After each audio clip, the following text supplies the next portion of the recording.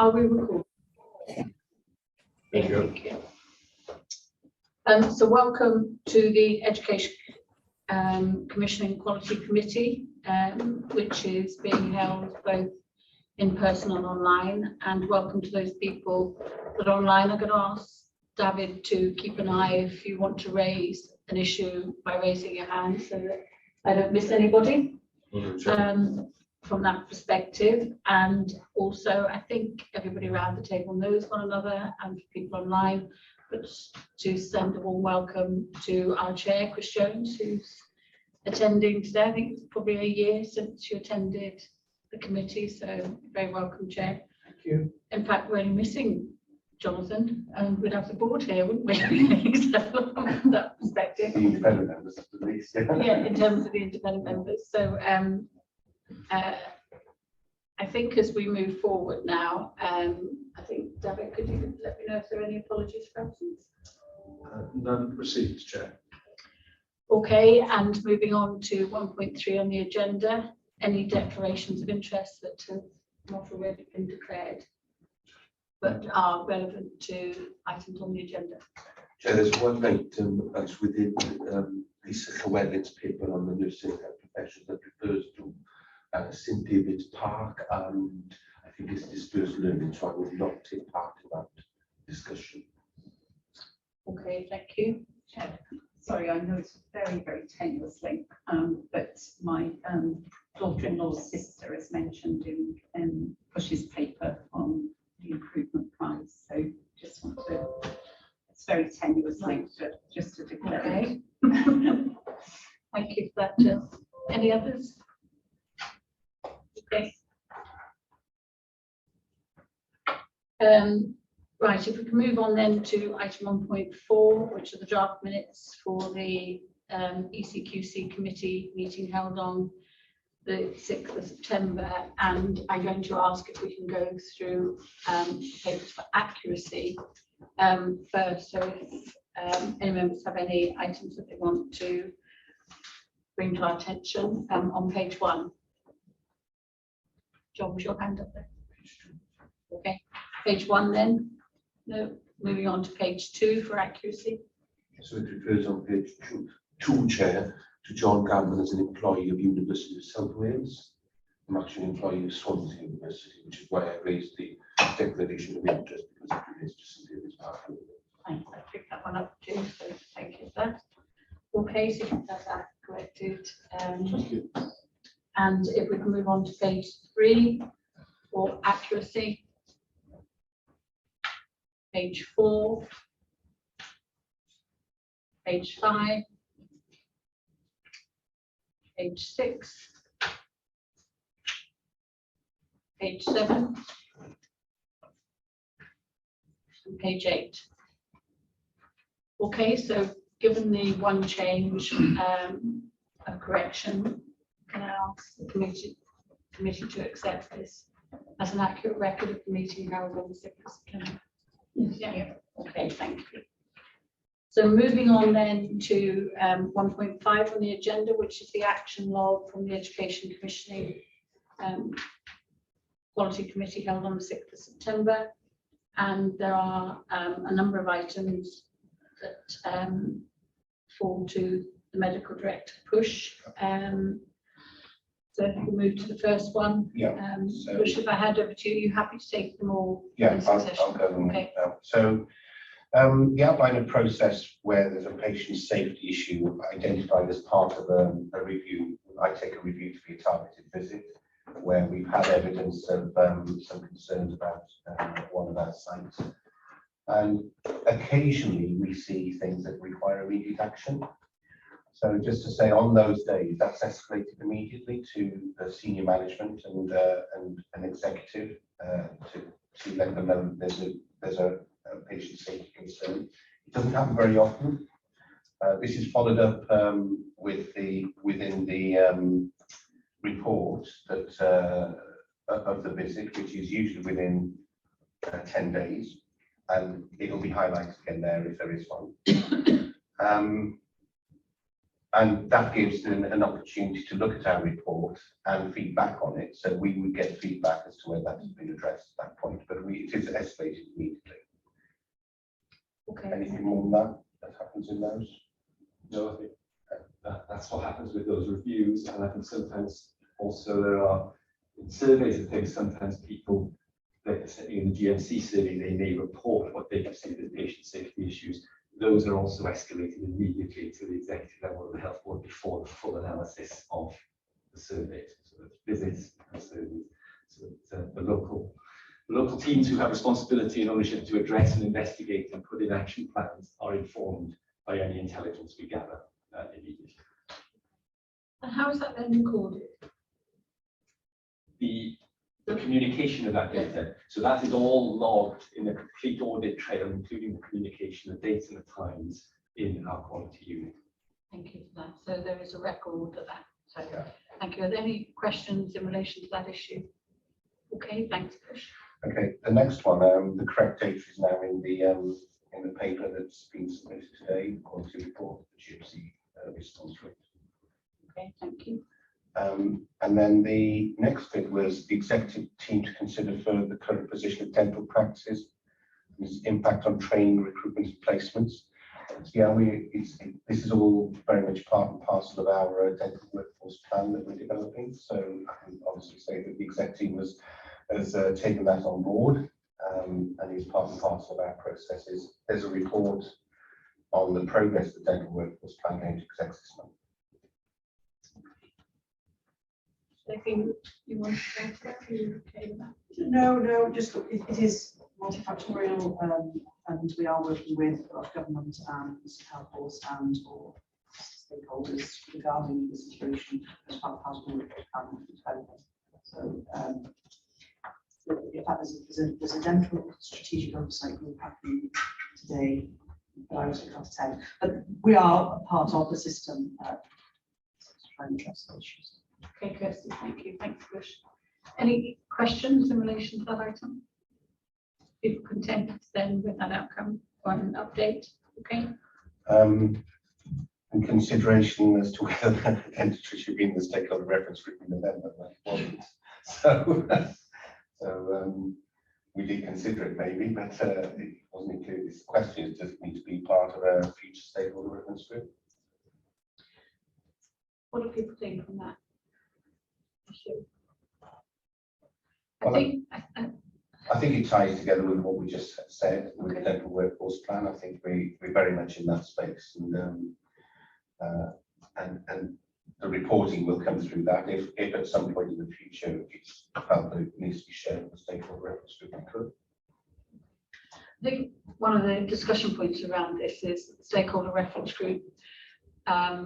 I've got good contacts in relation to recruitment and how we might enhance the shortcomings in recruitment. I know that's reflected in some of the papers and also with placements, and it might be useful to have that as a standing agenda on the strategic reference group to see whether or not there are ideas or areas that they can come up with to enable us to deliver on the numbers of individuals we're trying to get into training, because it's across the board, whether it's from schools, whether it's from other parts of the health and social care system and the voluntary sector, see whether they can come up with their contacts as to people who want access to training and maybe can enhance our recruitment processes, because that's a shared responsibility, I think, in trying to grow the workforce in Wales. And if people are content with that, they come from that. And I don't know if you want to say anything, Chair, on that. Given that it's a ministerial priority and it's a difficult issue and it's a UK-wide issue, but I think taking it to the stakeholder reference group is a good idea. So I think between you and I, we'll make sure it gets onto the agenda of the stakeholder reference group. That'd be superb, and then we can have some feedback to the committee as to any areas that they think we should be looking at. I'm sure partners would be, supportive of working together with us. It's probably worth mentioning, it might have been coming up later in our report, but it's relevant here, is that there is some hard to recruit areas for Dental Foundation.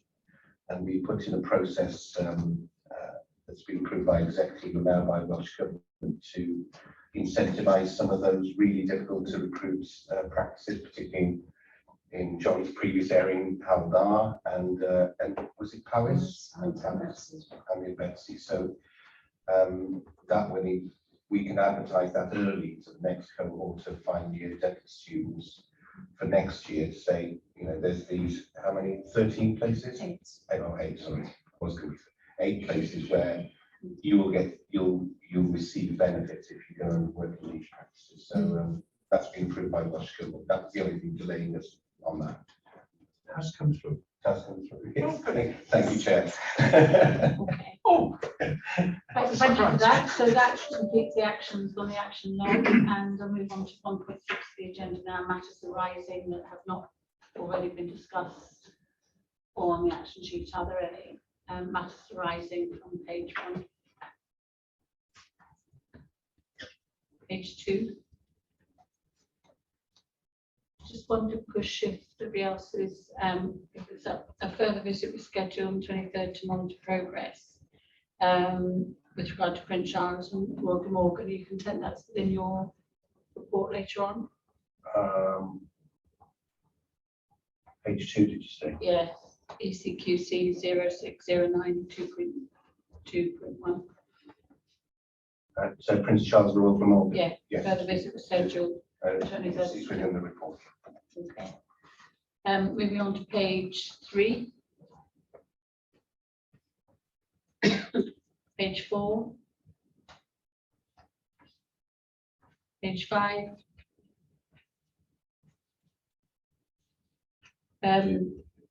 There's a note here under ECQC 0609 2.14 with regard to the Bangor University Distance Learning Programme. That's on the agenda, so people happy to take that one forward.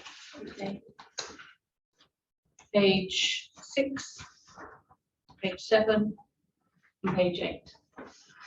Okay, so if there are no further matters arising, we'll move on to the next item on the agenda, which is myself. Please feel free to add to this. Chris, because you're the chair of the stakeholder reference group, it's an update, a verbal update on the stakeholder reference group, but for issues from the group that pertain only to the committee, because the board receives the overall strategic reference group update. So the meeting took place on the 21st of November, and Chris, as you know, is our chair and I'm the vice chair. And our vice chair of the board, Ruth, also attended. There was quite a substantial number of people who did attend it from a variety of organisations, and the agenda looked at new developments in primary care. It also looked at the overview of the IMTP for 2023 to 2026 going forward. And there was an update on the leadership and talent availability to health staff. There was also a form which was circulated to the stakeholder reference group to enable them to provide feedback directly to HIW on the IMTP and any recommendations that they feel has changed since the last plan, and what are the new areas of focus for the plan going forward. So, and it was agreed that they could send those in, and then they would be considered by HIW, which really shows that this partnership don't just issue a plan, but we're actually opening up the conversation to stakeholders to try and influence with their knowledge base and working environments. The update on developments in primary care, there was a presentation which was originally going to be given by Dr. Esther Lomas, who was unable to attend, but Dorothy Edwards, the Programme Director, gave an update. And the key business areas that I think in relation to the committee were to grow and develop the primary care workforce. And what was in that presentation were extending the range of skills of individuals working within primary and community care, both from a multi-team approach and from an individualised approach, where individuals were going to be encouraged and supported and trained to work at the top of their grade, which from a patient's perspective, people felt would improve access across the board. There was also an update in changes in contracts that had already implied that there were new developments in primary care, but also the changes introduced by the regulators, the regulatory bodies of each of the professions, meaning that professions have a different education and training pathways that will require new approaches going forward. So the IMTP needs to take cognizance of that. The development of this primary care workforce plan also identified that HIW would develop new national training programs, and I think that's relevant for this committee, providing resourcing for academies, and there was an exploration of local academies and what those would mean for the local workforce and their education and training needs. There would also, HIW would also look at setting the quality standards for students and for trainers, which again is something that this committee gets feedback from each of the regulators, and also from the training contracts that we currently commission. And the development of national workforce plans, commissioning undergraduate and postgraduate training. And they were looking at the GP training scheme and felt that it had been expanded significantly over the last 3 years. And they gave an update that there were 631 GPs in training, and 50% of GP practices are now engaged in training.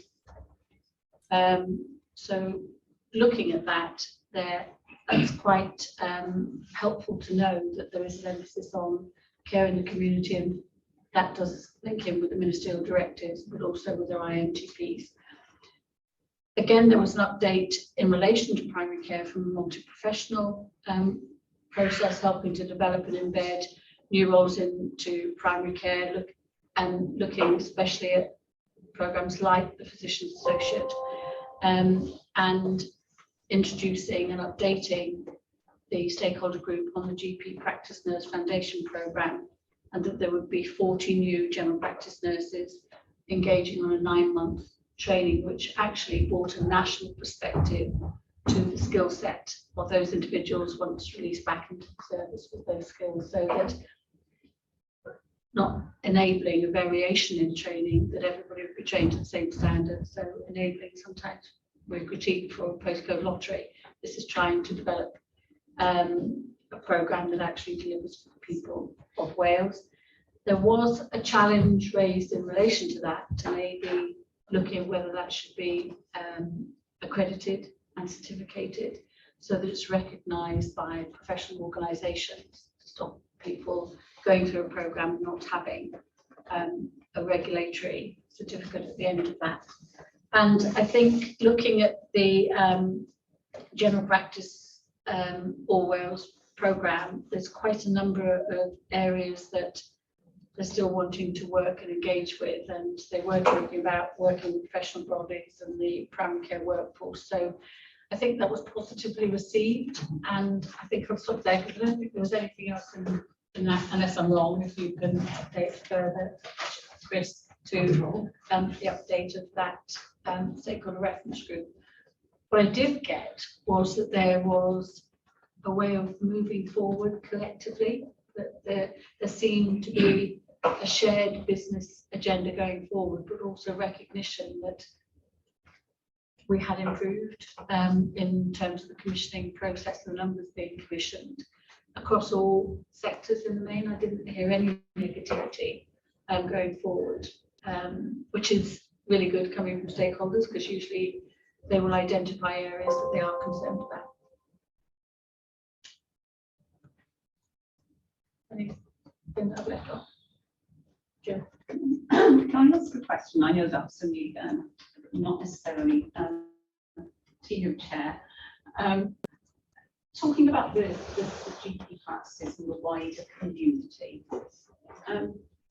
when we do our separate sort of funds, this might be for Lisa Push, etc. When we do our plans now, our nursing plan, our dental workforce plan, all those, how do we assess the need in the community and the sort of the wider community, the GP fraternity? How do we get that sort of volume of statistics, the workforce figures, the establishment levels?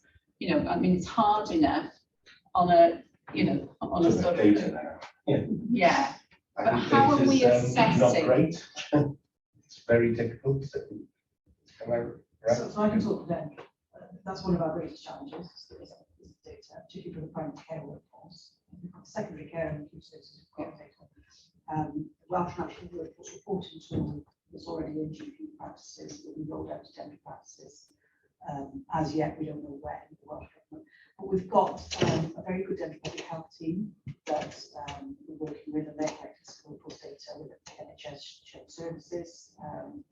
And so we're trying to knit it together, but it's one of our greatest challenges. I think in terms of population need, we have much better data because the work that's been done on the system reform to date has been based on risk and need of patients. So I think we have a better data on patient need, but workforce is a real challenge because particularly for those that are employed in the independent sector, so they're not direct NHS. That's sort of And that yeah. workforce reporting tool will give us data, and it's not perfect, but it will give us data we don't know.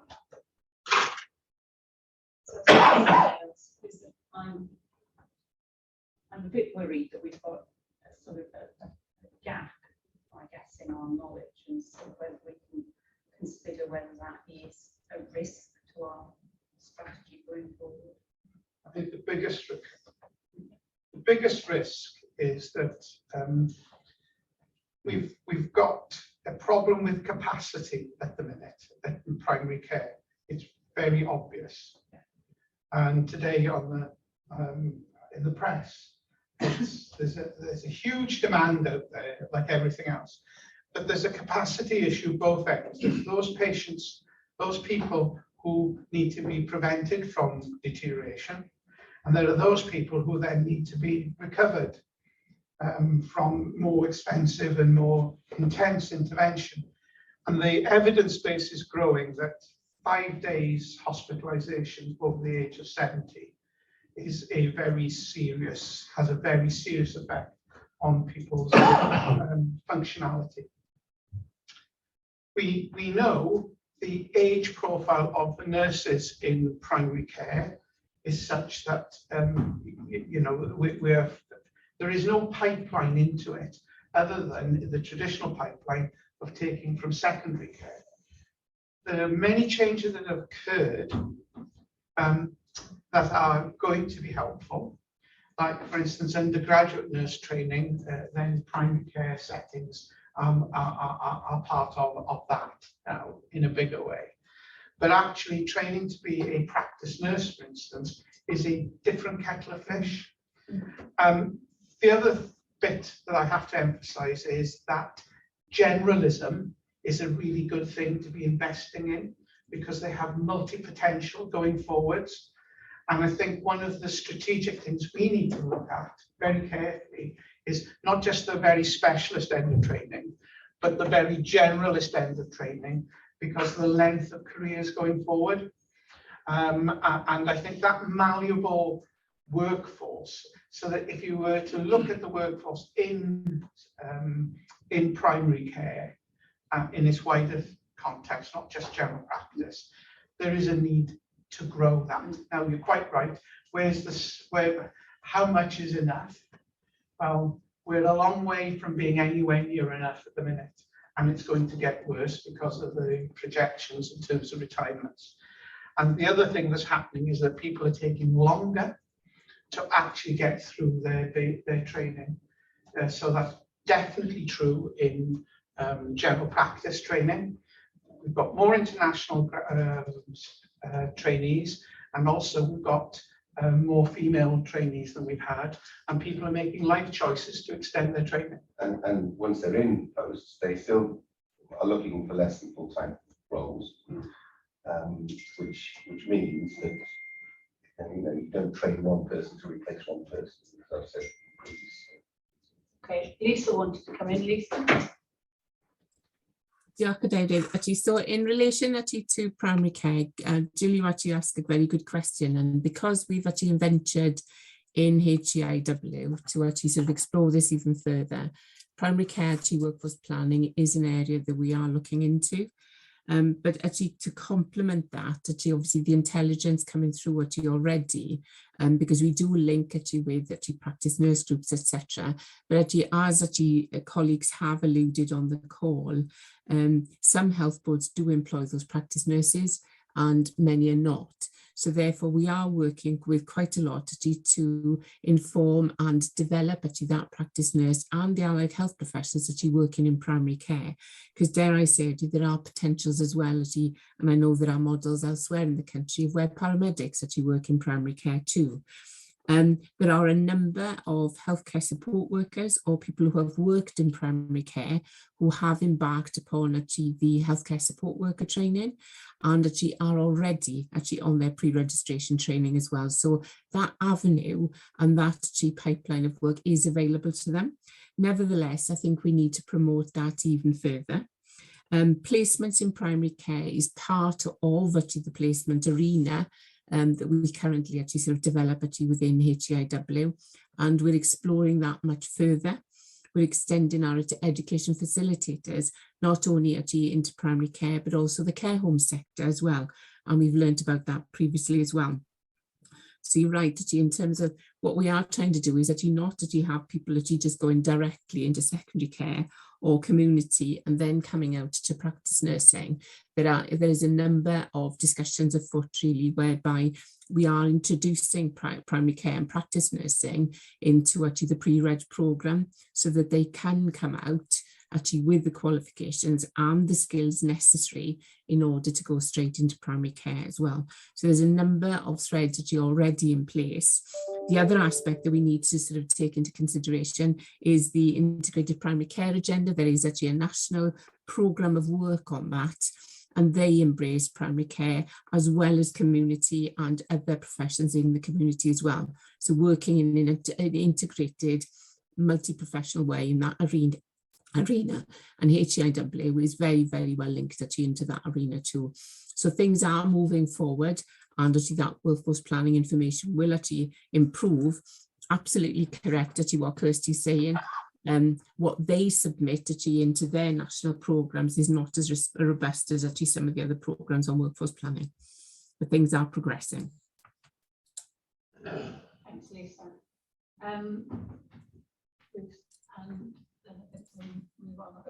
It's only a quick general point. I just thought it was a very constructive and positive occasion where it didn't really feel like active, there was active engagement.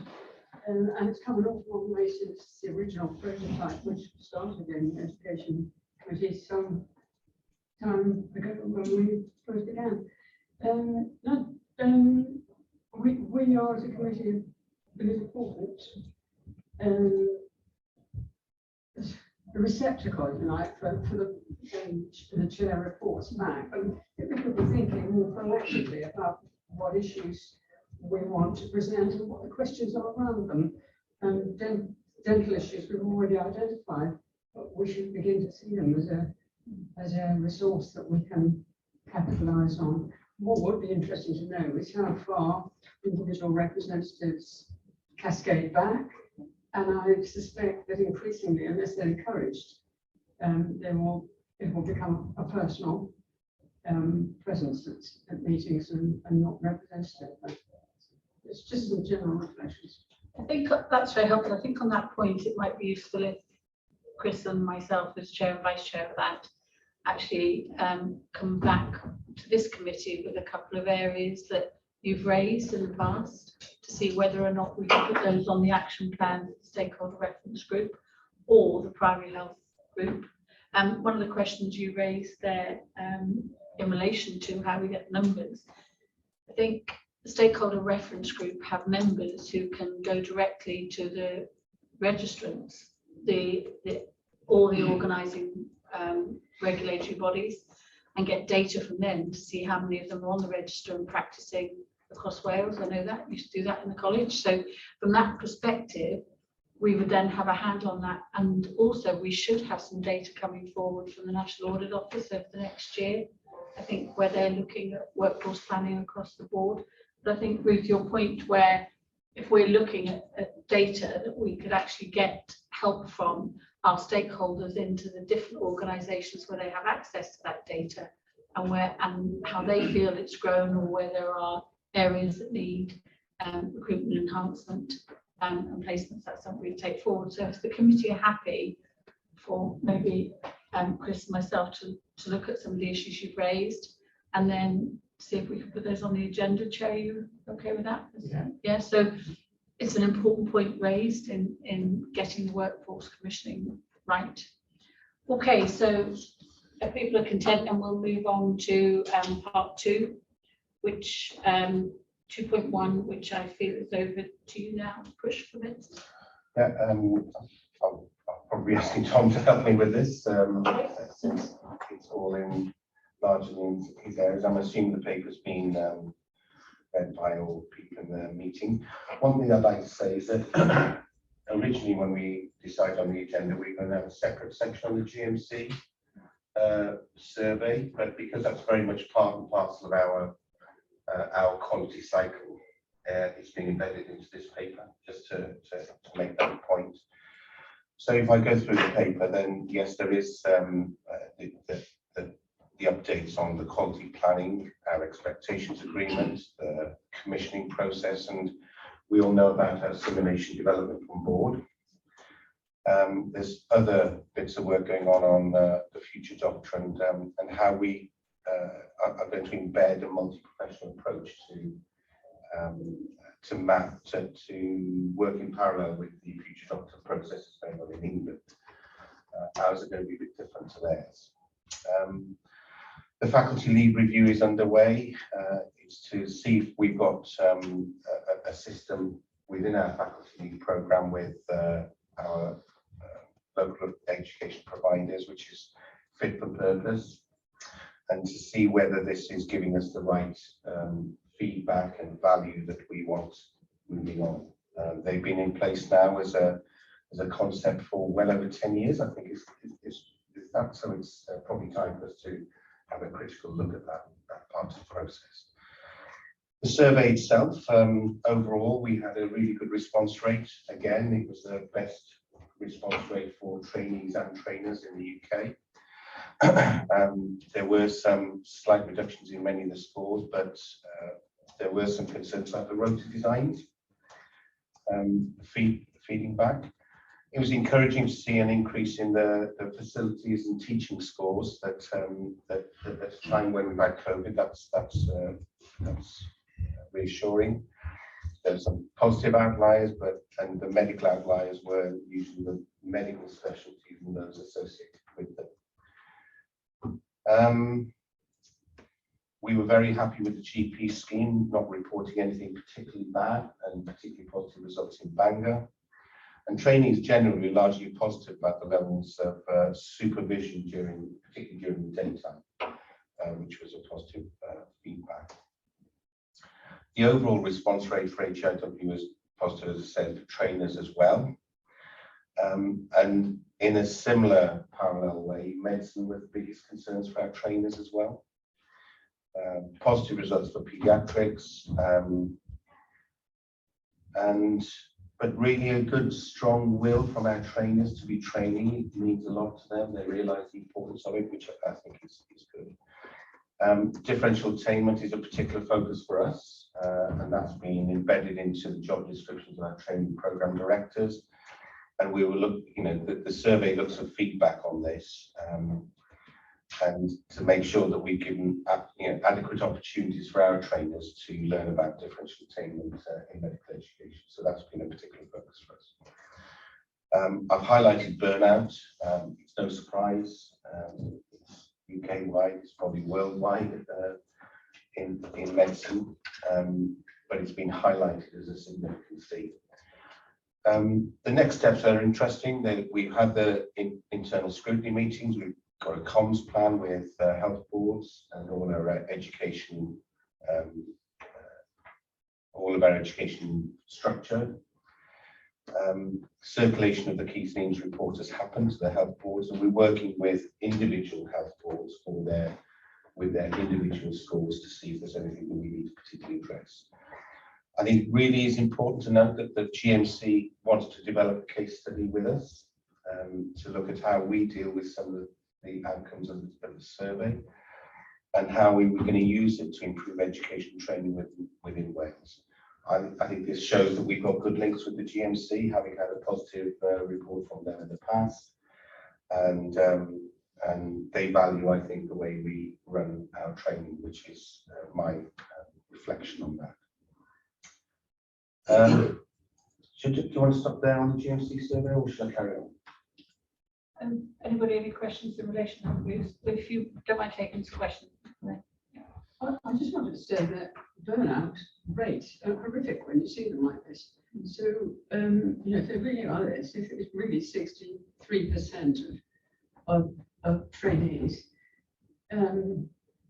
that's way beyond acceptable. I think it depends on the question, doesn't it? If it's how the question's asked. Have we got a creeping definition? But even so, it's not a very happy picture. Well, that's why I highlighted it. It is an important part of what's happening out there with the training, and it's reflected in many other things like the number of referrals we've got to our professional support unit, the number of people who are requiring extensions or having time off. So yeah, it's a real issue for us. I mean, do we just accept that, or do we really need to be doing more to push?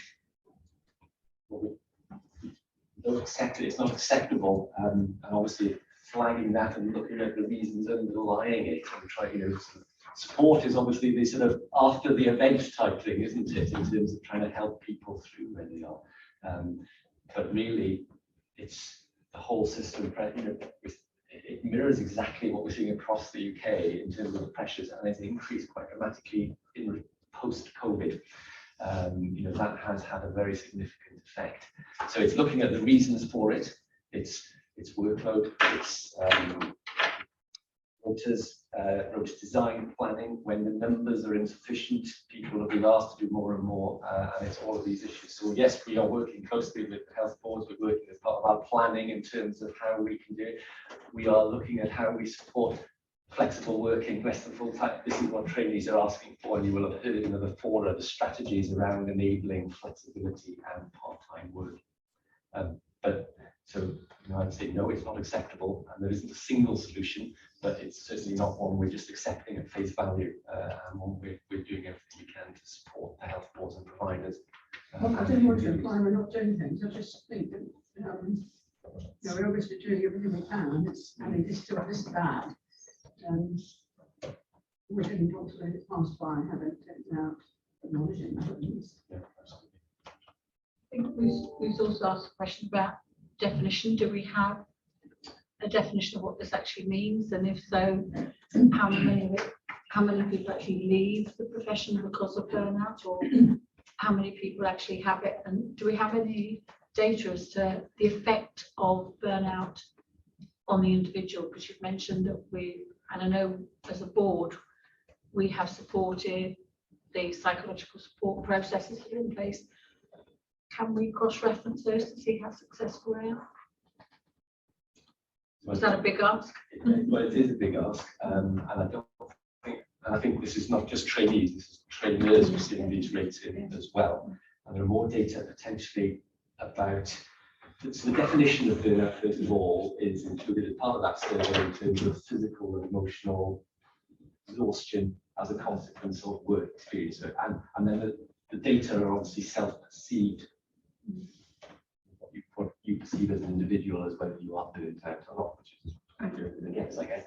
And so in terms of impact on retention and things like that, there are increasing data, but because of the way this has changed over recent years quite quickly, the impact of that isn't clear yet, but we are monitoring it. Certainly for senior doctors, there are increasing data about people leaving the profession. We're all aware of it. We see that data. The colleges provide data. Going back to the data question, we rely very heavily on data from colleges. and there are increasing data about people leaving for a whole host of reasons. One, trainees departing training program, we have less data at this point. We undoubtedly have small numbers who are doing it, who are leaving or changing programs. So, but we haven't really seen a trend yet in terms of where we're at, but we are monitoring that. So we monitor our leaving program, resigning from program, transferring to other program, and we are embedding exit interviews for individuals as that happens, trying to scope out whether it is burnout or other specific reasons. I think that's very helpful, Tom, in relation to the exit interviews, because then we'll get some information about whether there's any interventions that we can look back on the analysis of that. Jill, you wanted? Yeah, are we taking questions on the whole paper? No, just on what's done so far. Right, okay, so I wanted to ask about the monitoring, so. Just on the exit interview, sorry, I think so far actually our uptake, we invite people for it, but uptake is quite low, which is another sort of slightly worrying feature because we can't get to the bottom of what's happening. We continue to approach individuals. I think we visited the exit interviews a year or so ago, and I think we had 4 people leave, and we really tried hard to get because nobody would reply to something like that. And that was over an 18-month period. So getting that information isn't as easy as I think it would be. And the reasons are often very different from the ones you assume they will be, which is why it's so important to do it. Because otherwise you end up with perceptions and assumptions. So in terms of the high figures, that how does that reflect to other parts of the UK? Because you've reflected on the positive response rates. So is there subsequent data that we could do a cross-reference? So I think it's broadly the same across the UK in Wales, burnout.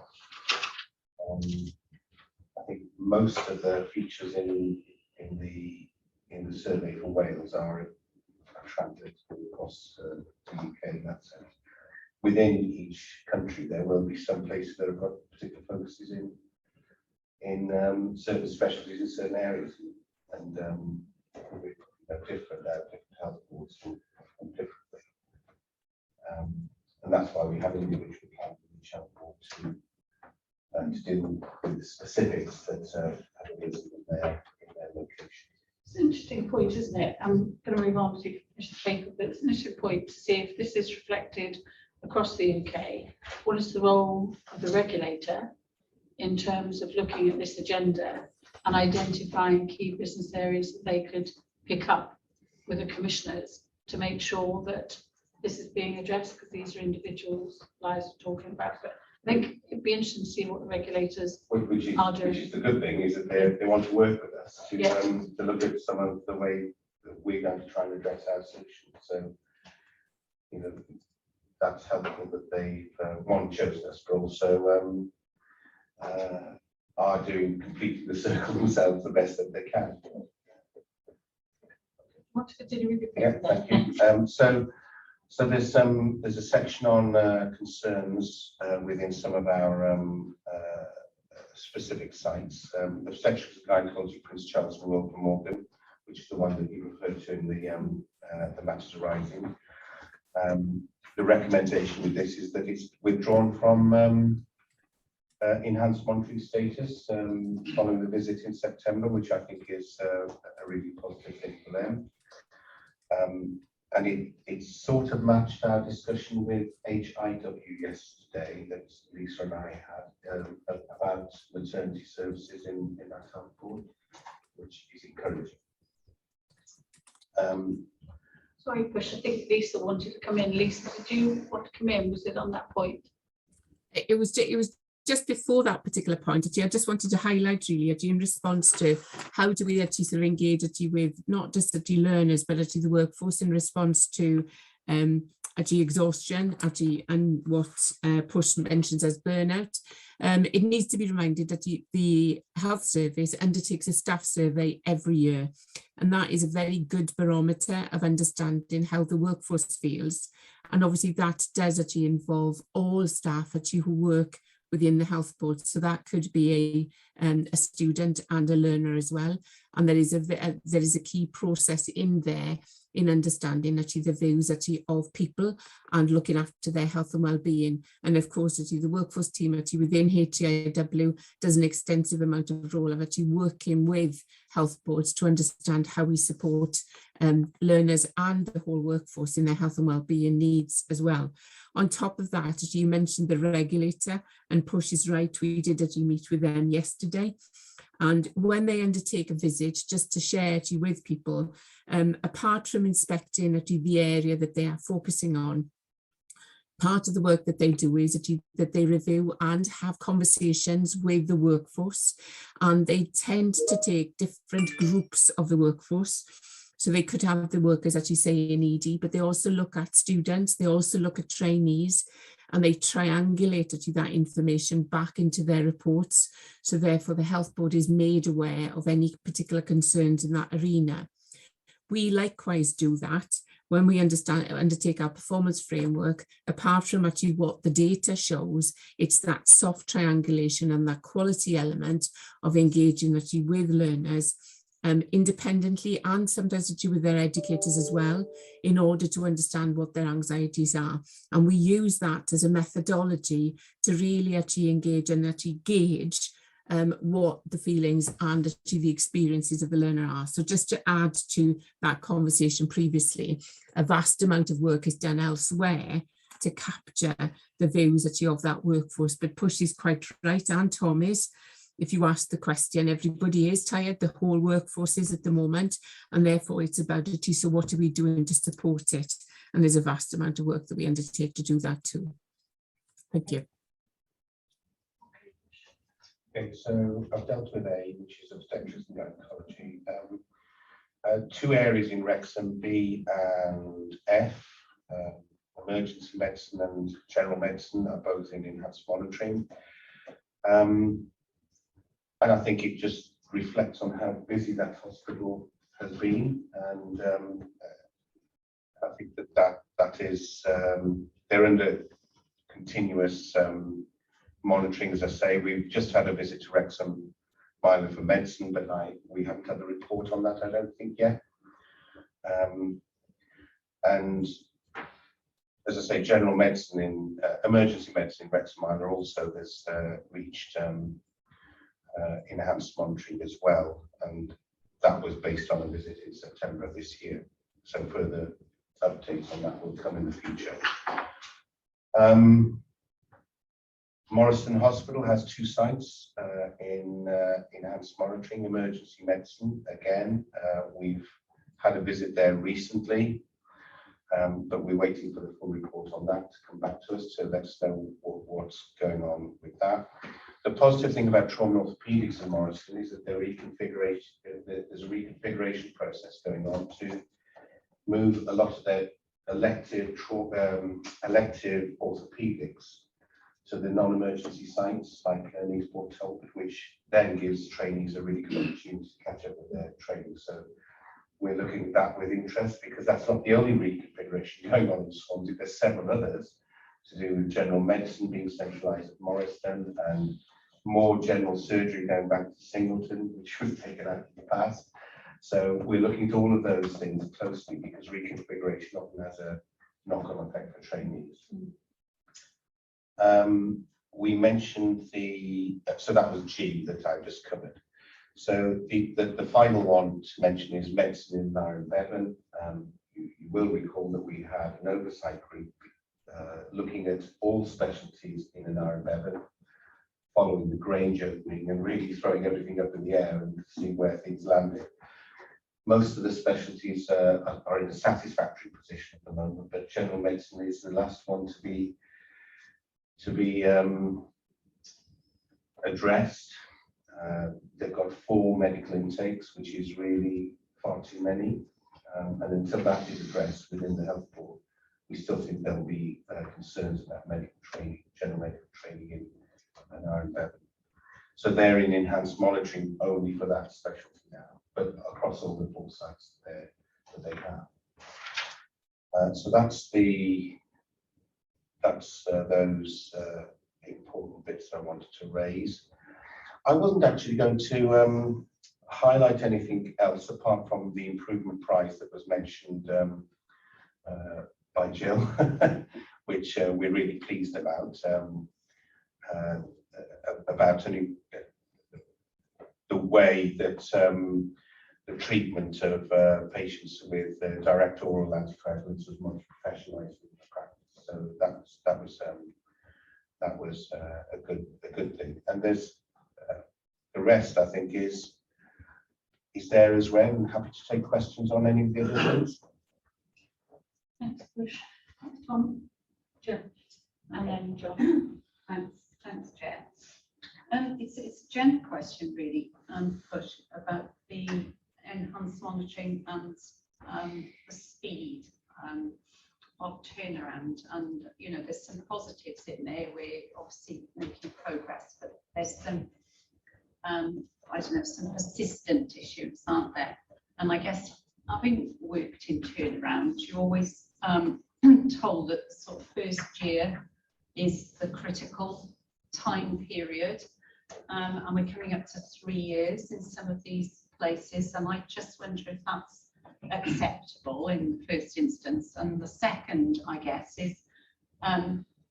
is there any sort of reflection on HEIW in terms of the speed of turnaround? You know, is it a lack of resources? Is it the general sort of capacity and demand in these places? I mean, I know there's always been problems. So I think there's different reasons why people get into enhanced monitoring. The specific thing in Morriston, for example, is about trainees not having access to operating theatres which do the procedures, so they can be trained. So that was all about trainee access. There's others like in some of the medical. Sorry. That could be solved. So that's exactly. So that is, but it does require quite a big change in the health board, and to implement it can take some time, because you don't just move major cases from one place to another, because all the questions about the safety of those patients and the support systems for those patients all have to be ironed out. So having worked in the health board, I know that that would take considerable time. The ones that worry me more are the ones that we're always hovering close, and because of a long-standing problem that had never been addressed, they were put into enhanced monitoring. They're going to have more difficulty because they've got major structural issues with their rotors, the way the hospital works, engagement, because they've allowed it to go on so long. So I think they're the ones that I think will cause us more difficulty, and particularly in medical specialties, I think that's a real concern. So you're right to raise that, that they can go on a long, long time. But ultimately, if they carry on rumbling on there, then the only recourse we have is to say training shouldn't be there. And that's we're reluctant to do that, because that has so many detrimental impacts on the service. If we did that. So I think from a board and from a non-exec understanding of this, I guess it would be quite helpful to know what's left. So 3 years in, what is it that they can't do? What's been done, and what is it that's left to be done? What's their plan for that? You've got that detail, presumably. Yeah. What they want to know is, what do we have to do to get out of this? That's what they want to know. And we usually give them pretty good guidance on that, as to what it takes to no longer be enhanced monitoring. So 3 years on. Sorry, I'm being it's a very fair question. And sometimes it's very frustrating, sometimes, you know, in terms of, because we have very blunt and fairly drastic tools, as Bush said, as our ultimate sanction, which usually ends up, if that happens, with the situation in the service provider being much worse. But we have to maintain those standards. I think what you quite rightly articulated is the period of time that people might be in enhanced monitoring. is long, and usually it will be long. It's what happens during that period, I think, is what you're asking. And yes, we do collect data. Perhaps what would be useful for the committee sometimes is to see the longitudinal risk rating scores within each of these, because they do change within an area. And sometimes addressing one area within a provider of enhanced monitoring has a consequential effect in the same area because of the whole resource package that you get. So within that enhanced monitoring label, the actual issues do sometimes change over a period of time. And I think the other final point is, even when things are really looking good and sorted, they will stay in enhanced monitoring for a considerable period of time, because sustainability has to be one of the key factors that we demonstrate as part of that. So the time frame there will always be longer, and sometimes doesn't reflect the extent of the detail and the change within it. But we do absolutely, we collect data. As we said earlier, urgent data is shared immediately. Action plans are required within a specific time frame. Those are monitored and audited, and we have a date, name, time, trail for everything. But it is sometimes very sticky, slow progress to get there. I'm thinking of our, HEIW and whether there's any, question marks. So it's just really to close that loop, I suppose.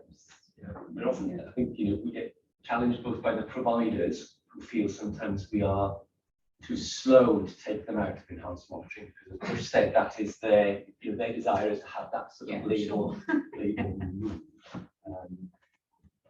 But I think as HEIW, I think we do have a process around all of this that is robust. And I think, when we go to the enhanced monitoring, it actually, by definition, includes the regulator in each of those visits. And sometimes, well, not sometimes, each time there is that visit, the regulator themselves will have an opinion about where a service provider is. It is no longer a unilateral process, it is a combined process with the regulator. And we have had situations, for example, where the regulator has wanted to keep something enhanced monitoring when we feel actually we've got the evidence that it is, and vice versa. So it is a very much a partnership thing, which is I think that's important to know, because the regulator has the responsibility of public protection. yes. And we've also got responsibility for the student experience. So the knock-on effect, I think, is the overall, from my perspective, I'd be asking whether that affects the success rate of the students completing their program, whether that achieves what our requirements are in terms of the training requirements delivered, and is that enhanced monitoring affecting that positively or negatively. So those kinds of information, I think, would be useful to the committee, because the public protector, I understand the complex agenda, but for us, we're looking at the effect on our commissioning programme and the students, and whether that enhanced monitoring has a positive effect or negative effect on the outcome. Do you see where I'm coming from? Is that possible? So I think there's the individual trainee type issue, and whether those issues affect the progression of that, and that would be unusual. So we would normally be very specific about individual medical trainee requirements.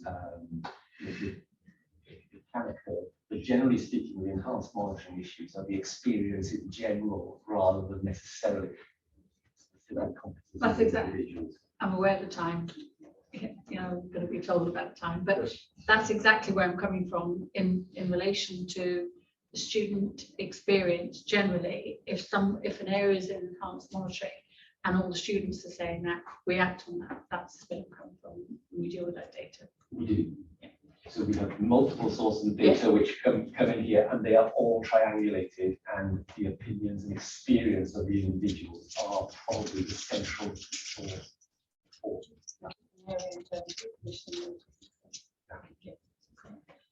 John. Thank you, Chair. So I guess my question is a broad question, pushed on whether, and it in many ways it relates to the point that Jill has raised. So when I read the paper, particularly where we've got the exceptions, in many ways it leaves us as a committee thinking, well, it raises more questions, because it just gives us part of the information. So I guess my question is, as a committee, are we satisfied with the level of detail that we've got in this report? Or do we need more information to gain assurance through sight of, for example, action plans? Who's accountable? What are the timelines? We don't get into a situation of 3 years. Should we be made aware of risks because things are not being delivered in terms of the enhanced monitoring? So where I read things like they're in enhanced monitoring, just leaves me with questions. Well, who's responsible for delivering on that? Do I need sight of that? Does this committee know? It's not for us as independent members to get involved in detail. That's execs. But I got to have assurance from that detail that we've got accountable individuals, that they're delivering on time, and that I'm aware of risks. I don't see that in the paper, and the question is, should we be seeing that in this paper?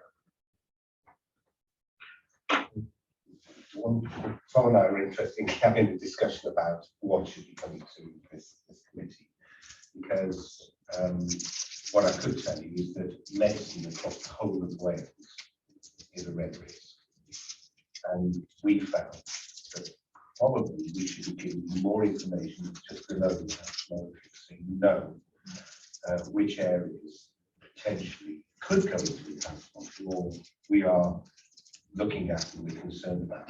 The additional thing we can tell you is where we triangulate evidence, as Tom was just describing, that results in us saying, right, we've got all this evidence, we want to go and see that unit in such and such hospital because of this information. So we think that those two things would be very beneficial for the help for the board to see what we're doing below the level of enhanced monitoring.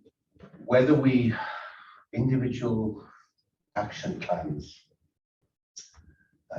holding people to account. I think if we were having difficulty in getting our action plans delivered or getting responses to those action plans, then I think we would want to raise those issues with you, because this is work that's going on all the time, and the volume of work there would be quite massive, I think. So bringing all of that to the board, I'm not sure would be the right thing to do, but if we were having difficulty implementing some of those action plans, or if you had any specific questions, like you just quite rightly raised, John, then I think we can go back and bring those back to you as a matter of rising for the following meeting, or outside the meeting if there's any specific request that you have. So I think that would probably be my favoured way forward, and then I think we'll, as we've said before, these reports are evolving, and I think that's the way I want to see them evolve, is that we give you the information just below the enhanced monitoring level. If we've got a level of detail that provides us with that assurance, that we can then push the agenda with our colleagues, so that we don't get into a position of you finding it difficult 3 years later, because this is a collective, and then we can use the voice of this committee to support you in that, where we've got some of that detail, rather than it being, the timelines that we've got, which we wouldn't be aware of. So one of the things that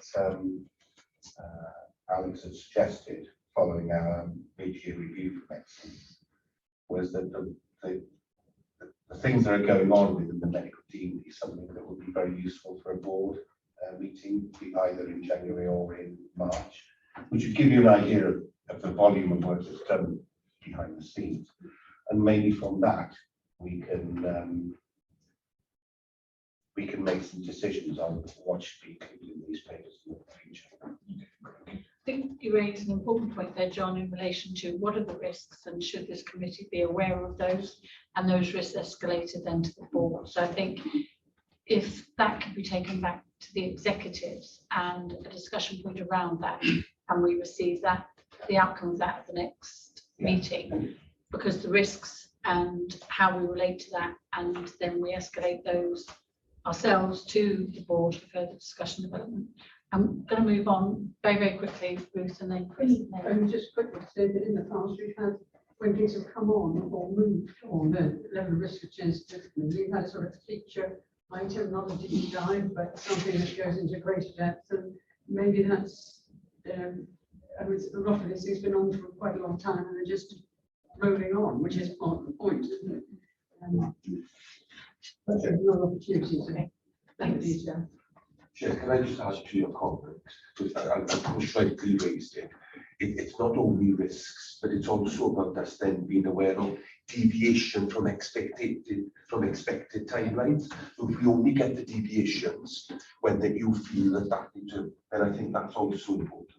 But yeah, that will come in risk with the mitigation and all of that. So if you look at it in the complexity of the risk management, all of that would be taken on board. So I think the action from that is that we actually ask the executive to look at the risks in relation to the ongoing enhanced monitoring and how you can come up with some ideas of how it might be helpful for us in the committee to be appraised of those, and we can discuss those at the next committee meeting, if you're happy with that.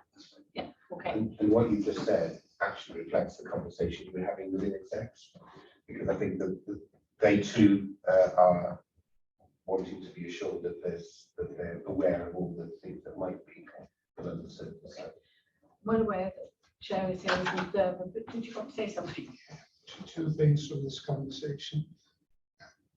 There's a huge amount of triangulation that's done very professionally in the dean. I think it'd be very useful to have a flow chart to show how what features are used in triangulation, and that related to an algorithm that actually marries up the GMC functionality and the way we work as a body with the different health boards. I think that would be very useful. Are there episodes where we escalate to Welsh Government? I think that's another part of the flow chart. But for me, the thing that pricked my ears up more than anything was Ruth's comment about the burnout, and particularly the burnout in the trainers. I think that that's a canary in the mine. And I think it has wider ramifications. And I think triangulation there would be very useful against the these have gone into advanced escalation, advanced monitoring. It's the journey before that I'm really interested in, and what can be done to prevent, or to, not just to get people out of escalation, but actually prevent escalation. So I think this is a piece to be developed, but I think as a board, it would be very useful to have not warts and all, but a useful guide to the features of a triangulation and the features about actions. You know, what are the options for actions that are taken? Some of us have got a bit of a view on it, but that's not just for the medical deanery. I think you could say that for each of the modalities that we're overseeing. And then I think you can start looking at a risk. There may be common features between nurse training and medical training and dental training. I don't know, but I think there's some learning to be had in there. And I think this committee, the papers, by the way, I'd like to see the word training put in front of medicine, because this sounds like the medical service. And anybody reading these papers from outside might think advanced monitoring is for the medical service. It's for the actual training. Yeah.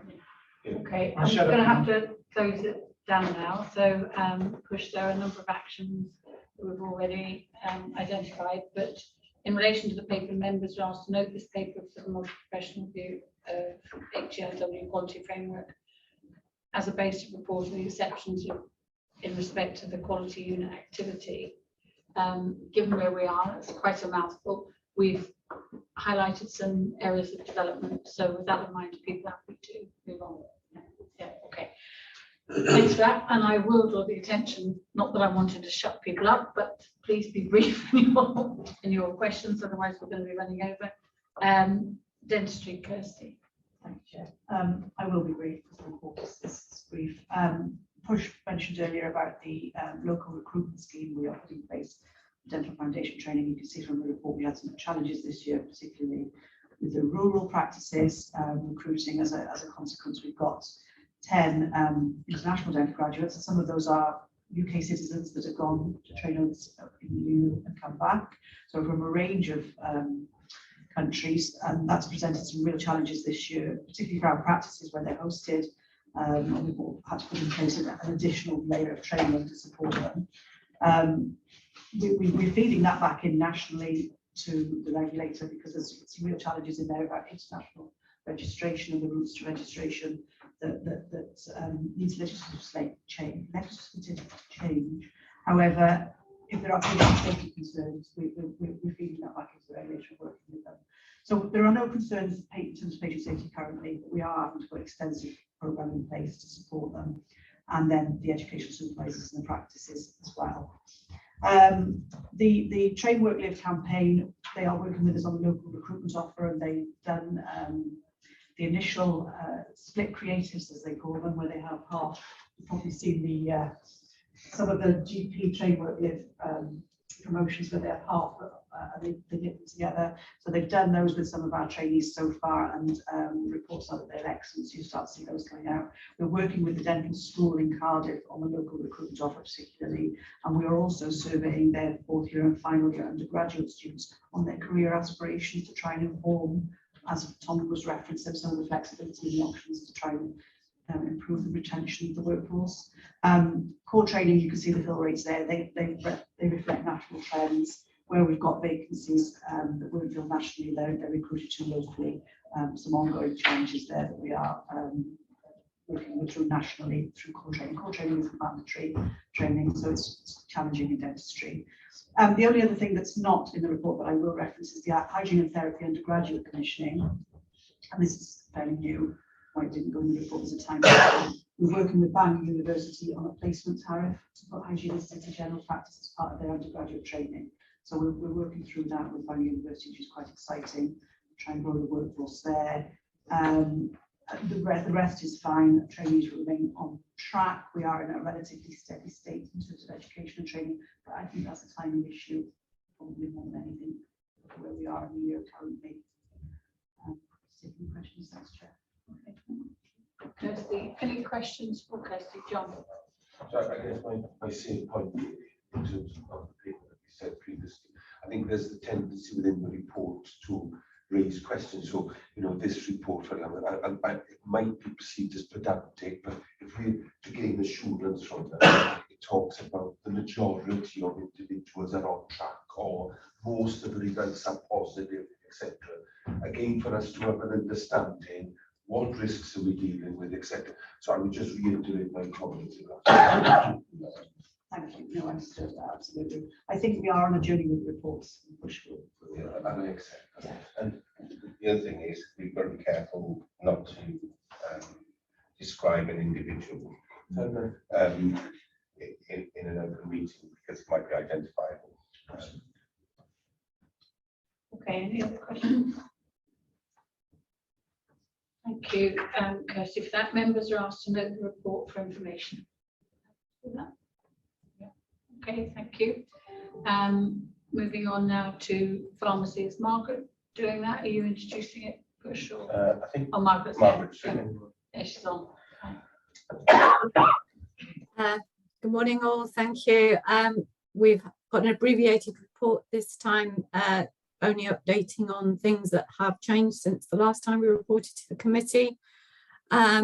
We are still reporting that we are now going. We reported our recruitment for our pharmacy technicians in September to our new level 4 programme. We have got 35 in total, 20 of those being in the NHS employed sector and 50 being employed in community pharmacy. We are still pleased to report that we are increasing our numbers that are coming forward from community pharmacy to engage in pharmacy technician training, and that is going up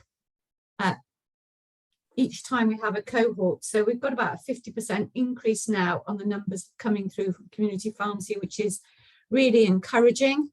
And we are still not commissioning, we are not filling all our commission posts. So for this current year, with the projected intake in February, we are 16 posts short.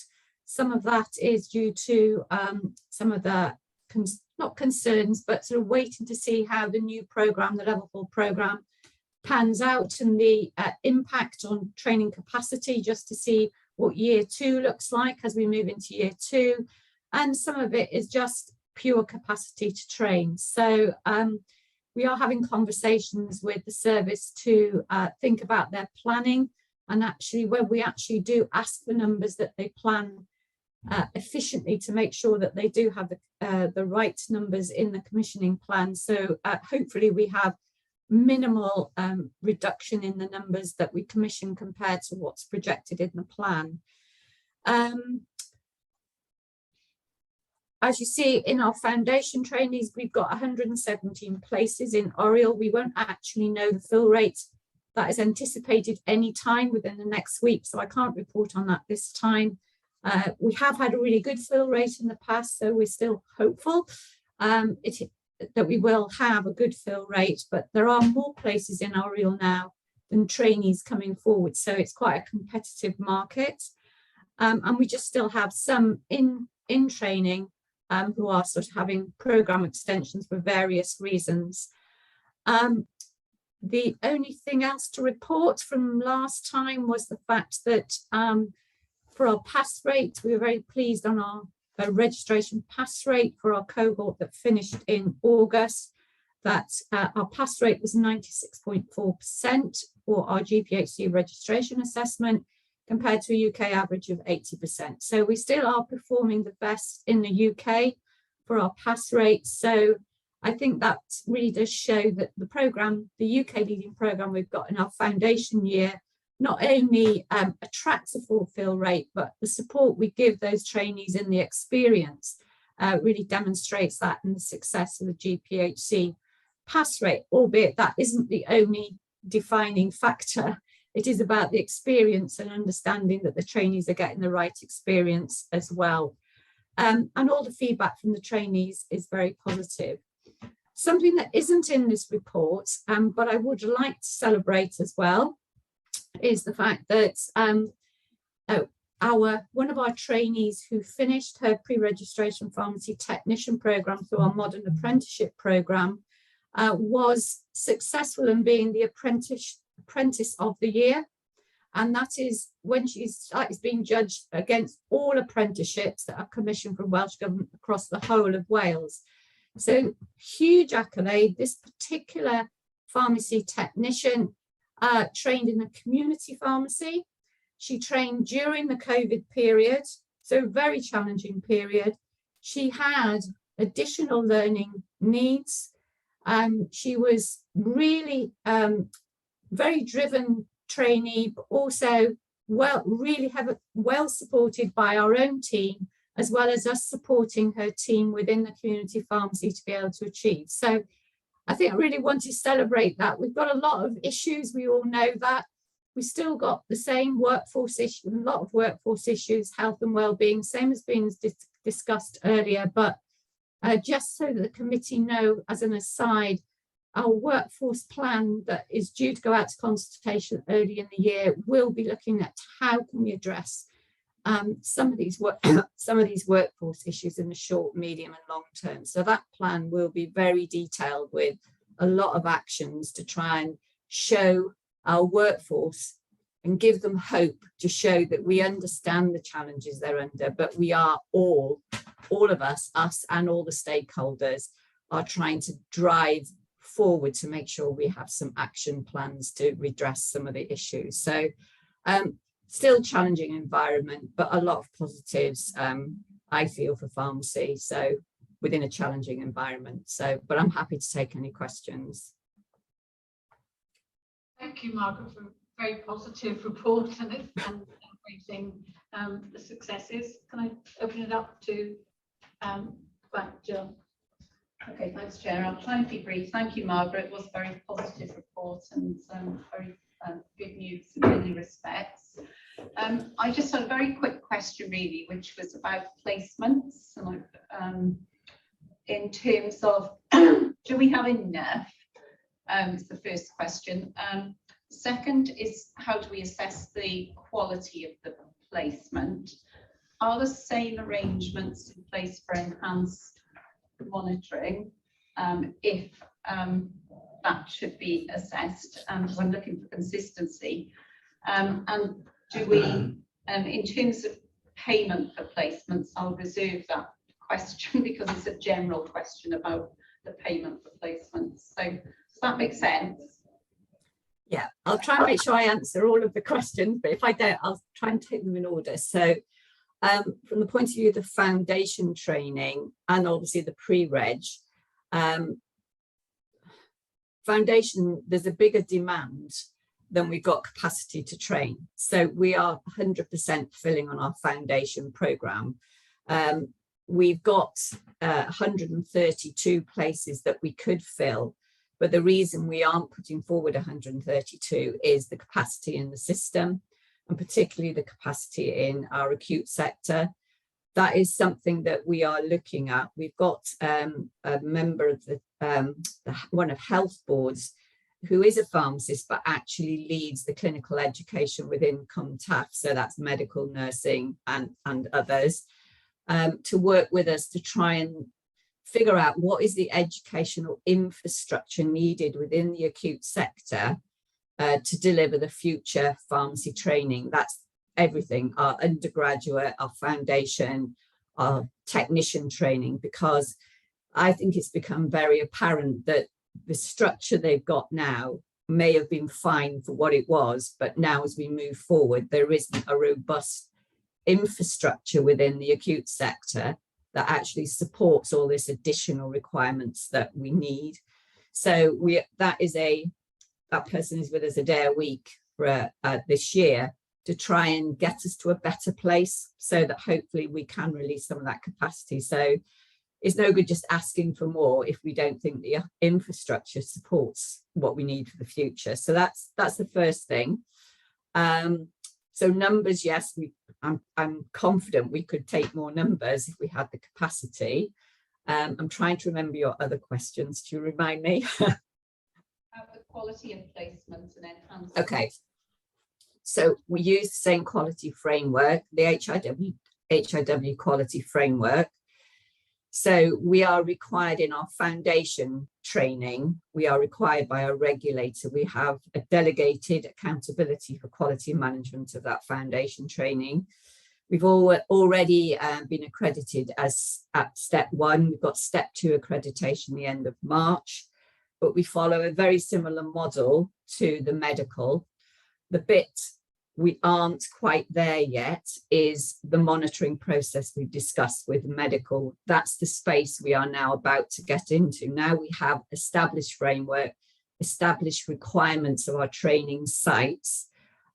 We now need to get into the space of that monitoring, which we don't really do now at the moment, because we need some history to be able to monitor people. That's the problem. We're sort of it's only happening for the last 12 months. So it's the monitoring needs to start now. So we will be in that space, but we're not really in it at the moment. And was it something else as well you asked me? I was parking the finance of placements because we could go on probably all morning.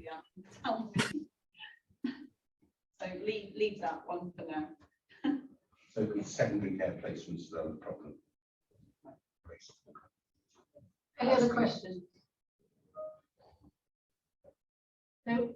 Okay, so there is one question from me, Margaret, and it relates to the definition and where we saw in medical about burnout. And I just wondered whether that is reflected in some of the experiences in pharmacy, and if not, what systems and processes are there to deal with that? And is there any lessons that you learn in relation to medical burnout? So we do have the same issues in pharmacy. I mean, I think this is across the piece, isn't it? And we are starting to capture that information. It is very much going to be a big part of our workforce plan. and what actions we need to take to manage the health and well-being of our teams, to enable education and training, but also to enable patient services. So I think your question is, how does that map across to what you're experiencing medical, and how does that reflect into pharmacy? Is that the question you're asking? And how do we join that up? Yeah. So I suppose I wouldn't say we joined up. I think we all recognise we've got the same problems. So I would say that's something that isn't there yet. So we probably do need to do that, is the honest answer to that. In terms of consistency and across the quality measures, it would be helpful if you're having a very successful outcome and you are actually identifying what burnout is. It'd be interesting to know what interventions are taking place and whether they could be cross-referenced. So if that's work in progress, that's great. Thank you for that. So members are asked to note the pharmacy report. If you'd like to do that.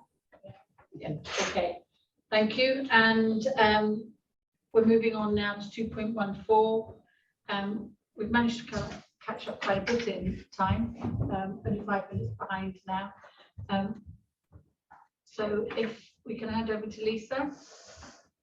Thank you, Chair, and Board of Darpar. But as you can see on this report, this picks up on a number of the issues within our directorate. But what I wanted to explain first and foremost, in response to John's question previously, what we have got in place within the Nursing and Health Professional Directorate, and you will see this because obviously you receive highlight reports from SHREP2. We've actually got very defined processes. So we have got a programme board for the post-registration programme, which is what we call SHREP2, and we have got a programme board in place for the pre-reg programme. And those programme boards capture the majority of the issues that we actually highlight here. So as a result of that, what we then got is a process whereby we've now got a contract in place for all our pre-reg programmes, and we will have a contract in place through the post-reg as well. And they will actually become part of that performance framework. A performance framework has been designed and actually agreed with all our HEIs during the phase of this implementation. It was taken to our executive team and signed off. And it's fair to say this actually captures information that we didn't previously capture. And as a result of that, we are capturing much more data than we previously had about all our education contracts. We're not there in terms of that first data capture, as you can imagine, because our first programme started in this September. And therefore we are planning to bring much more detailed data into our programme boards as we go forward. So that contract is in place. Therefore, we've got formal contract arrangements with every single HEI, and there is a formal agenda and a meeting agreed with them all, and that performance framework is utilised. So that's a very formalised contract monitoring process, and the information that comes in from those contracts comes into those programme boards. So therefore, there's a lot more detail that we capture, and we discuss and obviously explore within those programme boards. As a result of that, we then lift that and bring to this committee the issues that we believe that we need to draw to your attention. Each of those programme boards and within each contract monitoring process has got a risk register. So therefore, it's got an identified element of risk relating to every one of our universities, but also all the post-reg contracts as well. We'd obviously now we had a legacy of the previous pre-reg programmes. We are continuing to monitor that, but as you can imagine, we didn't have that framework in place before because this has been agreed. So the first Q level of quarter data will be coming in at the end of December. So we look forward to receiving that. But as well as that, what we've also got is a placement group within HEIW, and that is attended by all my colleagues on the team this morning. In other words, that is a multi-professional placement group, and that again explores all the areas that we need to have in terms of placements. So it's fair to say that's the structure and the governance and the assurance, and anybody is actually welcome to attend one of our programme boards, because we have colleagues from our legal team, our sort of procurement team, and as you can imagine, there's a lot of rigour that goes actually into that programme board. But underneath that programme board is the engine rooms actually which develop actually and engage actually with the service to understand what the population health need is and the service need in order to inform our education sort of commissions going forward. So that was just giving you an overview of where we are. But this particular report then, I actually sort of allude to the commencement of the new pre-reg programmes, but it starts to highlight to you the qualitative and the quantitative intelligence that we're starting to capture. And as you can see at the end of this particular paper, we have got that escalation process in place that is well known by our universities, so they appreciate actually what they're actually sort of being escalated through. And that is confirmed to them. Where appropriate, an improvement plan is put in place, and that is monitored through that contract performance process. Any concerns are then brought back to the programme board. So as you can see actually within this, actually, there's a number of areas that you wanted to highlight. The placement capacity in North Wales, that's a legacy issue that we've had from the previous contracts. And therefore there's an extensive piece of work actually looking into that, in how we're going to make sure that that learner experience is actually going to be addressed actually through that process. A positive element which once again came through from a qualitative perspective, but then was explored and taken into a contract meeting, was actually obviously the transitioning of University of South Wales midwifery students to the new midwife standards. As a result of that, that was the qualitative, but brought into a very sort of clear assurance framework in order to monitor. And I'm actually really pleased actually to actually sort of really convey to you actually that is actually working extremely well. So as I've mentioned actually in here about clinical placement capacity, once again actually the clinical placement capacity is the foundation of all of the focus of actually all of our programs, including work-based learning. It's not just our professional placements. So this is done in a multi-professional way. We've actually developed actually interprofessional principles and standards for our clinical placements. And we triangulate these actually with health boards. So it's not about actually sort of, the placement is in the health board actually, so what is actually the HEI doing? It's about working with partners, and we have got a network of education facilitators who actually look into the placements and actually report back then in terms of the quality or any concerns that they have as well. But we also celebrate as well. So we've actually just introduced a student pack. It's about to be launched, and this is about what can students expect from their placement arena. So this is an agreement with us and students of what they can expect. And then the mechanism then, if they are not actually happy with what they're receiving, how can they raise that concern? And there's a lot of work that we're doing to explore how we do that. Working actually with universities again, who've actually done very significant pieces of work on this, and how do we enable that to work forward? But once again, actually, as I described earlier, listening actually to learners is part of that contract performance. So as well as meeting actually with the HEIs, we independently actually meet actually with learners, and therefore to understand actually what their concerns are and what their celebrations are as well, because that feeds into that qualitative framework that we've got as well. As well as that, we're actually working with our students to actually in a way celebrate good clinical placement supervisors. So this is so important. Our clinical placement supervisors are, to me, our unsung heroes, where they are actually sort of delivering that actually on a day in, day out basis. So we've actually started to introduce a postcard to my supervisor, where we're encouraging students to actually to report really on what a good experience that they've had, and they've named individuals, and working with them then, we send that postcard to their clinical supervisor, so they don't know it's coming. and we've actually just started to launch that, and they've been so pleased because it was so unexpected. But this is demonstrating the value that we've got in our clinical placement educators and supervisors across the board. So clinical placement actually is a key issue, and I mentioned that you Bangor there. But as well as that, actually, we've identified areas which need more intervention in our allied health professionals. And of course, this is multi-professional right across the board. So we are embarking actually upon appointing actually some people in post to explore how we can actually sort of extend and expand actually that multi-professional arena as well.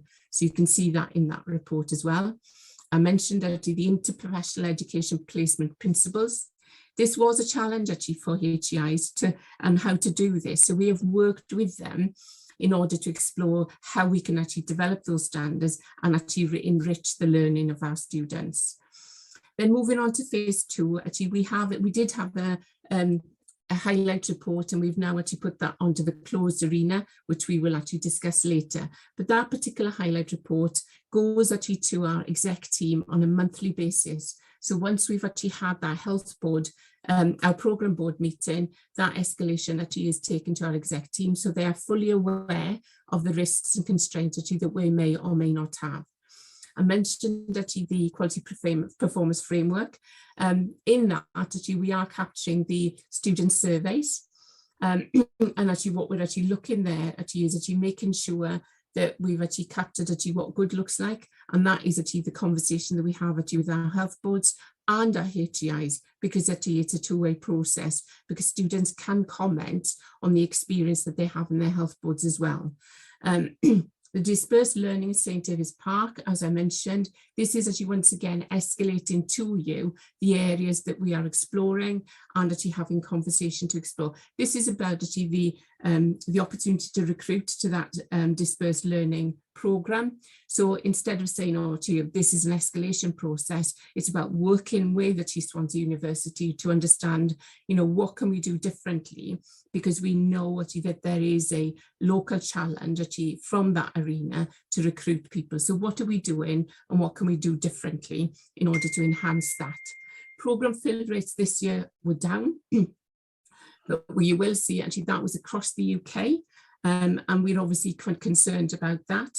So there is an extensive piece of work actually that we are describing in here, where once again, not just actually us, we're working with health boards and HEIs to explore how can we recruit from our local populations onto this particular programme. And this involves actually many people from across HEIW, our communication team, our Train Work Live team, our Careersville team, in order how can we actually join up to all the dots and work this and make this work better.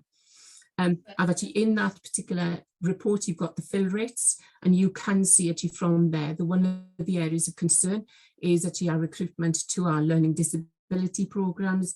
This has been a challenge for the last few years, but nevertheless, what we're now doing is exploring actually how we can adapt some programmes in order to encourage people to go on to the learning disability programme after possibly starting a mental health programme or an adult programme. So we're over-recruiting to some programmes to enable that to happen.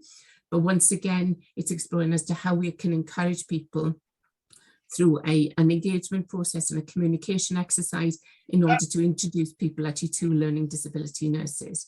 And actually above that, you can see what we're doing in terms of national campaigns, international recruitment, looking at the spring cohorts, what's the demography, and what are the niche markets that we're not really exploiting at the moment. Attrition obviously is another area of concern, and we've been monitoring actually what the attrition rates are from each of our universities, but now going underneath that to understand why actually people leaving and what actually we offering those people who may be actually wanting to work actually in a healthcare setting but may not be achieving what is needed.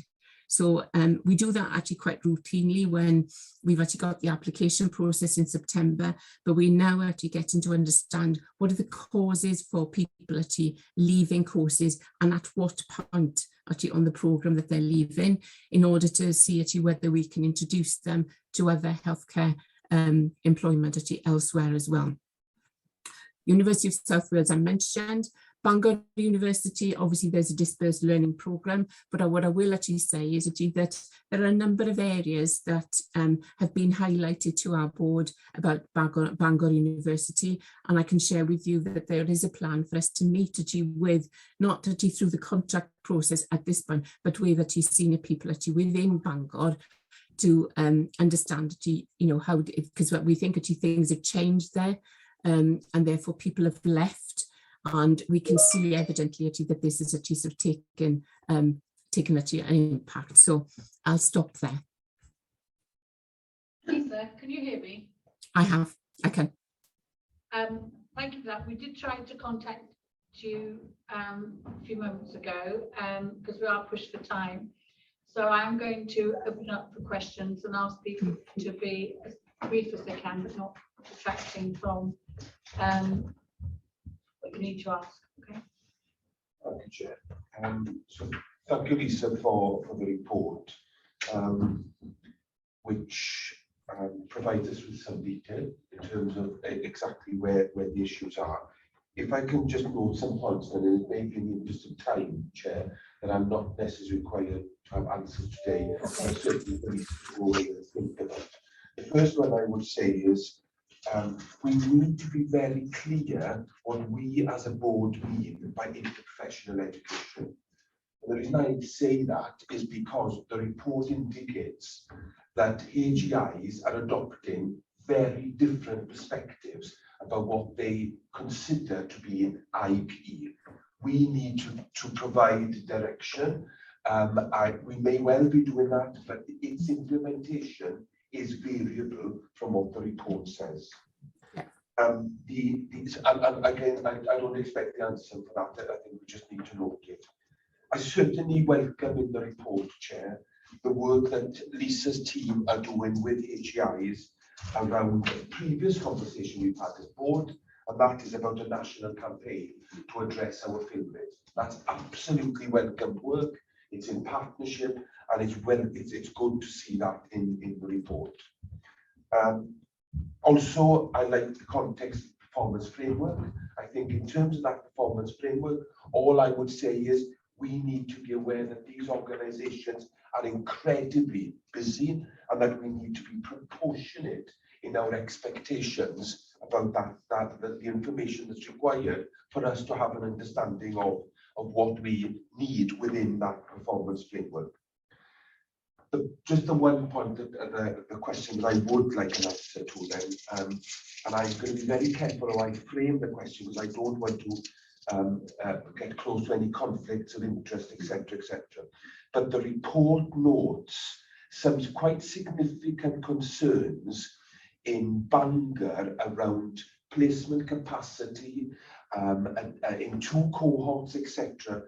So my question is, are we as HNIW satisfied that there's a management plan in place and that's been delivered? I don't want to know details of what issues are, just our management plan. Yes, there is a plan in place. And there is a management plan in place, and we are confident that those cohorts will have the necessary placements available to them. Thank you very much. Thank you, Chair. Thanks. Important question because I have the same one. And Lisa, incorporated within that, can we actually have, including that plan, the cost, appropriate cost or unknown cost to HEIW to meet the elongated training that will encompass in terms of student bursaries and cost to our organisation, so we can raise that to board. Thank you. Sorry. No, I was going to avoid John's potential conflict by asking about my question was, is it putting the programme in jeopardy and also the costs? So. Okay, I think it's important for the committee to have an answer to that question first from a student experience and reputation. Is the programme in jeopardy due to this, or is the action plan going to deliver for the commissioned programmes that we were requesting?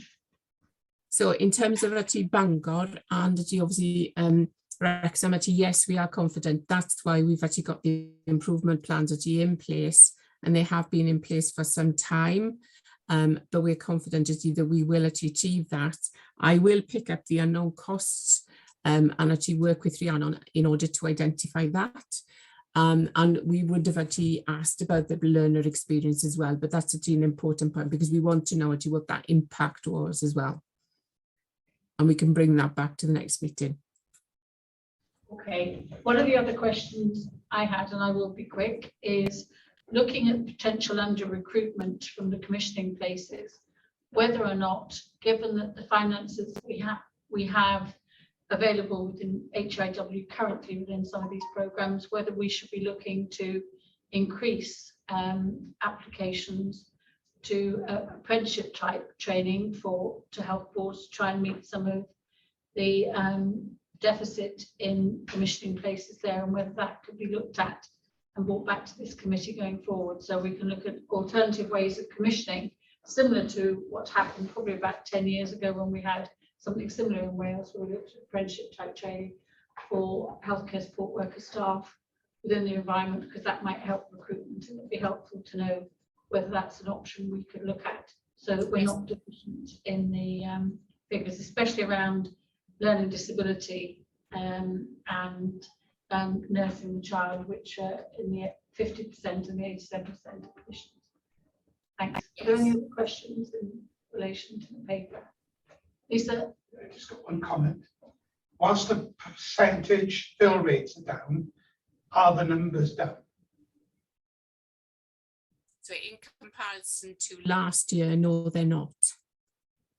But actually, so can you actually expand on what you actually are asking for, Chris?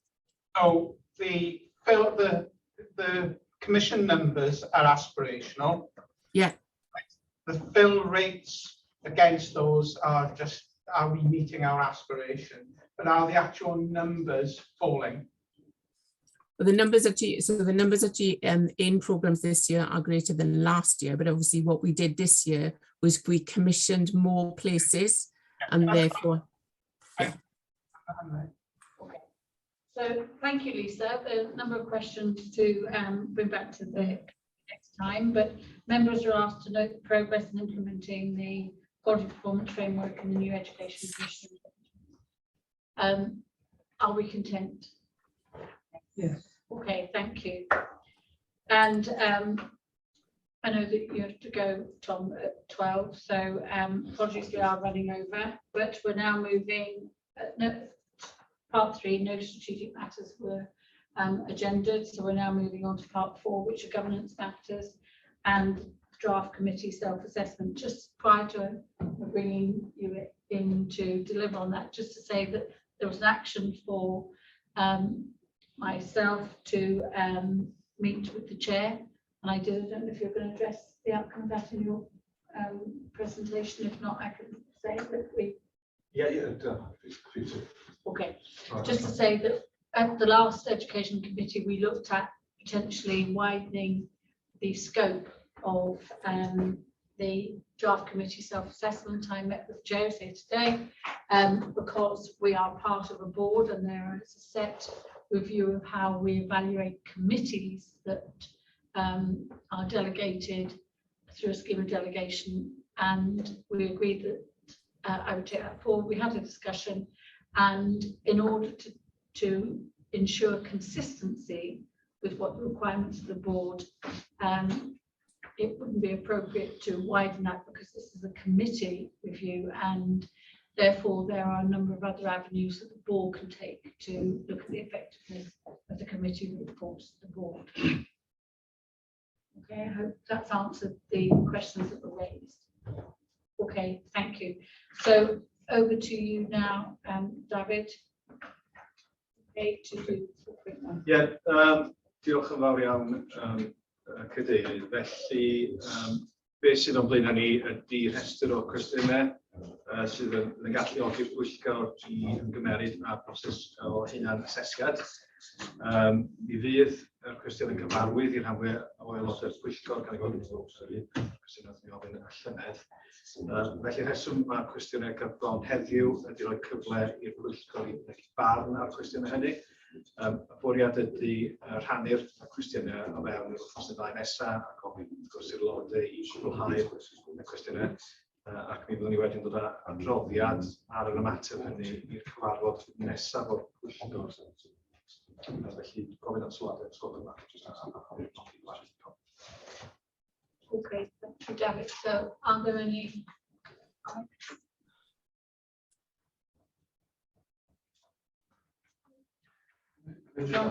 How long was this question to the committee actually? How long have we been using this structure, or is this new to HNIW? Actually, more or less that. So it'd be the third set of questions. Okay, any other questions? Number 14, so the committee works effectively with its designated subgroups. I think we got any. That's correct. Very effective, but I had that question too, Push. And also to, one of the things to me is on the paper, it's come with highlighted items in the public domain. And just wonder if those could be updated prior to usually coming to the committee so that we're not seeing those. Because the paper is now for us to improve the content of the committee of effectiveness review and appendix 1. Yeah, so other committee intent to approve? Yes. Yeah, okay, thank you. And the review document, we've just made one change, so we've got that, David. Okay, so 4.2, over to you again for work programme. Diolch yn fawr, Cadeirydd, a felly dyma y gwaith yr pwyllgor sydd wedi amlynellu ar gyfer y flwyddyn nesaf. Felly Catrin nodi di hon, mi fyswn i'n pwysleisio na fframwaith ydy hyn.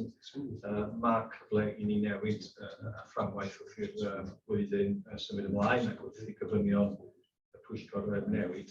Felly gofyn am sylwad ysgol yna, unrhyw sylwad ar gyfer y papur, os ydych chi'n nodi ysgol yna ar gyfer y gwaith o'n blaen ni yn 2023 a 2024. Okay, thank you, David. So are there any comments on the forward work programme?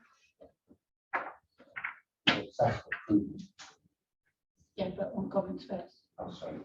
Well, the comment is that is it for notice or is it for approval? Yeah. John? So can I just ask again, in terms of the forward work, I'm presuming whilst we may approve this today, as we go through the year, this will be flexible and change according to whatever comes up, etc. That's exactly what I've just said. Right. Okay, so having that clarified, we're now asked, members are asked to approve the 2023-2024 Education Commission Quality Committee Board work programme as indicated in 2021. Yeah, happy to do that. Okay, thank you. So that's approved, David. So thank you for the work that's gone into that. There's no further information for noting as part 5, and I haven't been made aware of any other business under 6.1, and the date and time of the next meeting is the 6th of February. And it says via Zoom. Now, a couple of people have commented, is this an in-person meeting or is it a hybrid meeting? But this is saying it's a hybrid meeting. Clarity around that. So it'll be In-person meeting. Okay, thank you very much. And we've also got Tuesday, the 7th of March 2023. So I've got 2 dates listed. Has everybody else only got one? wonder if the 6th of February is a historical one. I thought it was 6th of March. Isn't it quarterly meetings? Yeah, that's why I'm asking, because I've been given 2 days. Yeah. Cut and paste it. I'll get back to clarify that. Right, so we will look for clarification of those meetings, because they are different dates and different times. But to say that the meeting will be an in-person meeting, the only does it. So can I thank all members of the committee, and especially those that put the work into the papers, and also the independent members for the questions raised. I now close this meeting, and we have now got, I think it's time to have a break. We have. So just confirm the correct date, it's the 7th of March. Okay, 7th of March. So people happy to take a break for 10 minutes? Yes, please. Back to committee.